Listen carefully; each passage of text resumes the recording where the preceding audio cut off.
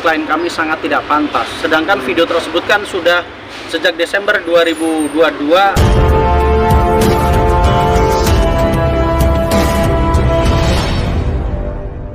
Assalamualaikum warahmatullahi wabarakatuh. Waalaikumsalam.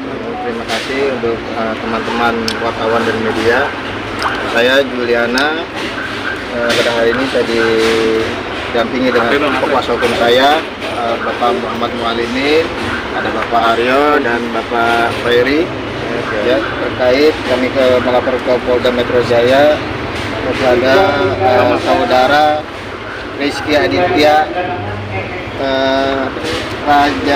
Rajat Moko, mana beliau adalah seorang artis dan public figure, dimana yang kami laporkan terkait tentang beredarnya video syur yang mana patut diduga mirip atau identik dengan wajah beliau. Mana saya sebagai warga masyarakat yang peduli terhadap pemberantasan pornografi dan porno aksi yang beredar di ruang publik, khususnya di media sosial, ya, bahwa ini adalah saya beranggap sangat berdampak negatif, ya, sangat merugikan masyarakat, terutama pada generasi muda dan adik-adik remaja. Bahwa kita ketahui bahwa anak-anak muda dan adik-adik remaja ini aktif dengan handphone, ya, mereka sudah bermain dengan handphone, dengan internet. Maka kalau ada adegan video-video syur atau pornografi, ini sangat merugikan, gitu aja, merugikan moral untuk mereka. Maka itu kami laporkan kepada Polda Metro Jaya dengan pasal 27 ayat 1 junto pasal 45 ayat 1 Undang-Undang Republik Indonesia nomor 19 tahun 2016 tentang ITE, dan atau pasal 4 junto pasal 29 Undang-Undang RI nomor 44 tahun 2008 tentang pornografi. Jadi ini pasal yang ditentukan oleh Polda Metro Jaya. Tapi kan ini Rizky Aditya belum diketahui, Bang, Pastinya apakah itu dia? Apakah dia menyebarkan atau tidak, itu kan kalau itu belum tahu.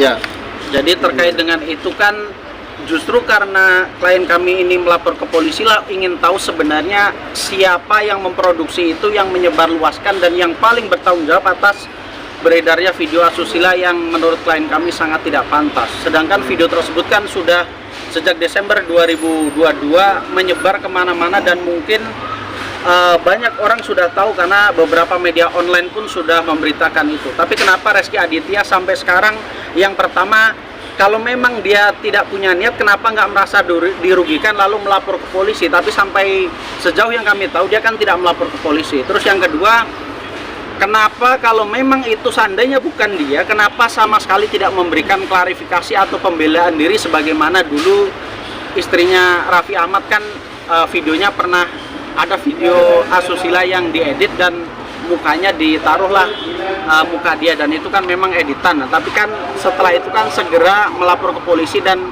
membela diri. Tapi kenapa ini diam saja? Ini padahal sudah beredar lebih dari 3 minggu, bahkan mungkin sebulan begitu. Nah, terkait itu maksudnya udah komunikasiin soal itu belum? Kalau terkait dengan klien kami kan sama sekali tidak kenal dan sama sekali tidak punya akses untuk berkomunikasi, misalnya mengirim somasi atau meminta jawaban atas beredarnya video syur tersebut. Tapi yang jelas kan mestinya karena itu mukanya sangat mirip dan identik dengan Rizky Aditya, mestinya dialah yang aktif untuk membela diri. Dan kalau memang merasa dirugikan karena tidak ada niatan dia untuk menyebar, ya silahkan lapor ke polisi. Kita punya Kepolisian Republik Indonesia untuk menyelidiki semua kejadian yang dianggap merugikan masyarakat begitu. Jangan diam saja gitu. Apa yang diharapkan? Kayaknya kan melapor dulu.